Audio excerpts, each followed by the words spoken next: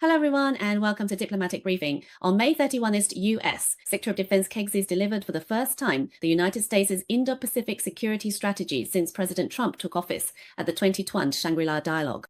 In his speech, which lasted over 30 minutes, he devoted a significant portion to discussing the so-called threat that China poses to countries in the region. Kegsis said that China is undoubtedly seeking to become the hegemon of Asia, hoping to dominate and control too many parts of this vibrant region. China has already demonstrated its intention to fundamentally change the status quo in the region. The United States cannot pretend not to see this or sit idly by. China's actions toward its neighbors in the world have sounded an urgent alarm. It also criticized China for illegally occupying land in the South China Sea, militarizing those areas, disrespecting neighboring countries, and challenging their sovereignty as well as their rights to freedom of navigation and overflight. Kegsis also accused the PLA of continuously harassing Taiwan in the waters around the island. These activities, combined with China's rapid military modernization and massive investments in nuclear weapons, hypersonic missiles, and amphibious assault capabilities. He described China as preparing for the possibility of using military force to alter the balance of power in the Indo-Pacific region. At the same time, Kegsis said that the Trump administration does not seek war, nor does it aim to dominate, suppress, contain, or provoke China. However, if deterrence fails, the United States is prepared to fight and achieve a decisive victory. Ultimately, this comes down to what the United States wants most. Kegsis then abruptly shifted the topic, saying that the United States insists its allies and partners must also take responsibility for their own defense. He said that Asian allies should look to the example set by European countries. NATO members have committed to spending 5% of their GDP on defense, and even Germany does this. If European countries can do this, then it is unreasonable for major Asian allies who face even greater threats to spend less on defense. And he didn't even mention the threat from North Korea. However, the public response to Kegsis' remarks was lukewarm. According to a report by Lianhe Zhaobao Dawei, director of the Center for Strategic and Security Studies at Tsinghua University and professor in the Department of International Relations, said in an interview that, in his view, Kegsis' speech was highly provocative but lacked credibility. A report by the mainland's Global Times pointed out that when members of the National Defense University delegation asked Kegsis questions, they received praise from representatives of Southeast Asian countries. Zhang Ti, a member of the National Defense University delegation, asked Kegsis, "You mentioned that allies and partners are very important, but in recent years, the United States has established multilateral alliances and frameworks in this region, such as the Quad, the US, Japan, India, and Australia, and the AUKUS Trilateral Security Partnership, the US, UK, and Australia, neither of which includes ASEAN countries. So if disagreements or disputes arise between the US alliances and ASEAN, which side would you choose? Do you support ASEAN centrality? If so, in what specific ways can you ensure ASEAN's central role?" In response to such questions, Kegsis evaded the issue, merely stating a willingness to engage in dialogue with all countries without addressing US policy toward ASEAN. Experts attending the meeting told the Global Times that this actually reflects American arrogance. The United States does not support ASEAN centrality and does not regard ASEAN as an equal partner. Some participants said that after such questions were raised, representatives from ASEAN countries like Cambodia, who were sitting nearby, felt that the questions were excellent, touched on the key issues, and voiced the true feelings of ASEAN countries. Some representatives also said that in reality, the United States simply does not take these small countries seriously. The US side is extremely arrogant and constantly pressures others. It is China that they can truly trust as a partner. At this year's Shangri-La Dialogue, China was only represented by a delegation led by Hu Gangfeng, the vice president of the National Defense University. Based on outside analysis, there are several observations. First, the US representative's speech was filled with ideological insults. China has neither the intention nor the need to engage in verbal sparring with American politicians of this sort.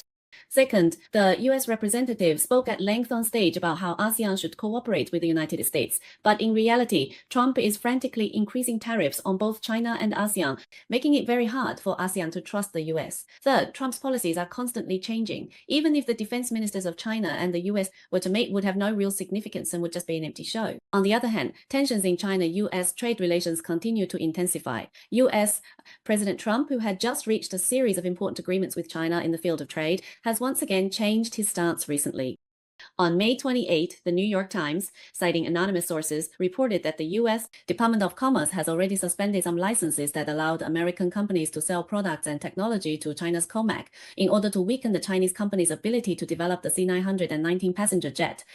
The report pointed out that this move by the Trump administration is a response to China's restrictions on the export of critical minerals. The South China Morning Post, citing analysts, pointed out that although the U.S.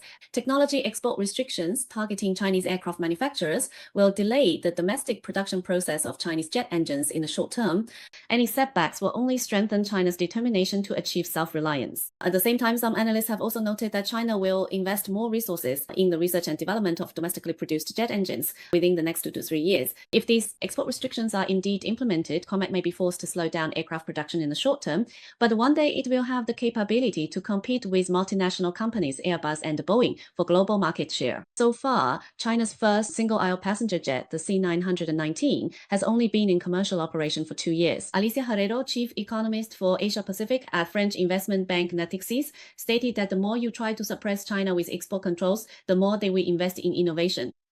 Pate, head of Asia at UK aviation intelligence company OAG, also pointed out that China has been actively seeking self-developed solutions. They do not want to rely on foreigners, so they will source locally as much as possible. This is one of the areas where they will conduct research and development and ultimately achieve their goals. He added that engine researchers also need to develop supporting components, such as gearboxes and systems, to prevent engine shutdowns during flight. Currently, American aircraft manufacturer Boeing and European aircraft manufacturer Airbus dominate the global commercial airliner market. These two companies produce all of the world's wide-body passenger aircraft and have supplied more than 90% of the world's single-aisle planes over the past 5 years. Founded in 2008, China's COMAC is rapidly catching up, with its C919 passenger jet representing China's domestically produced large aircraft. The first C919 was officially delivered in December 2022, and its commercial maiden flight took place in May 2023. Afterwards, the C919 began regular commercial operations, serving Chinese cities such as Beijing, Shanghai, Guangzhou, and Hangzhou. The aircraft engine is the heart of an airplane and is its most important component. The New York Times believes that the C919 is mounting a challenge to Boeing's 737 and Airbus's A320 series aircraft. However, many components of the C919, including its engine, still rely on imports from the United States and Europe, and the latest restrictions imposed by the Trump administration may have an impact on it. Nevertheless, in recent years, China has continued to make progress in the research and development of civil aircraft engines. According to a report by Science and Technology Daily in August 2024, high bypass ratio turbofan engines such as the CJ1000A and CJ2000, as well as turboshaft and turboprop engines like the AE100 and AE100, along with various other new types of engines, have been successively exhibited at air shows. Academician of the Chinese Academy of Engineering and former director of the Science and Technology Committee of AECC, Wen Zeyong, stated that these are concrete manifestations of the significant progress made in China's aero engine industry. In November last year, Li Ying, deputy director of the AECC Hunan Power Machinery Research Institute, told CCTV News that the country now possesses a relatively complete industrial and supply chain for aero engines, and in recent years, several civil aviation engine products have also been introduced to the market. He said that after these products enter the market, communication and exchanges with users have also shown that their products can reach the level of similar international products.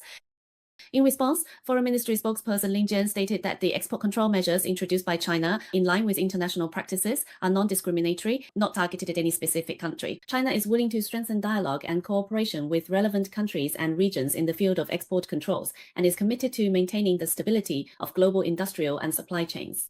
Lin Jian pointed out that the relevant restrictive measures by the U.S. side are an abuse of the concept of national security, politicizing and instrumentalizing economic, trade, and technological issues to maliciously blockade and suppress China. China will resolutely safeguard its legitimate rights and interests. In conclusion, for complex and advanced manufacturing projects like the C919, adopting international cooperative research and development is a reasonable starting point both to control costs and to facilitate future market expansion. However, the domestic substitution of various core components to varying degrees is also underway. For example, the CJ1000A engine appears to have been planned from the very beginning of the project. Otherwise, it would not have already reached the test flight and certification stage now. And the US restrictions will only prompt China to accelerate domestic substitution. At the same time, the United States could have maintained a certain advantage in these advanced manufacturing industries. But with Trump's actions, these advantages will be lost even more quickly.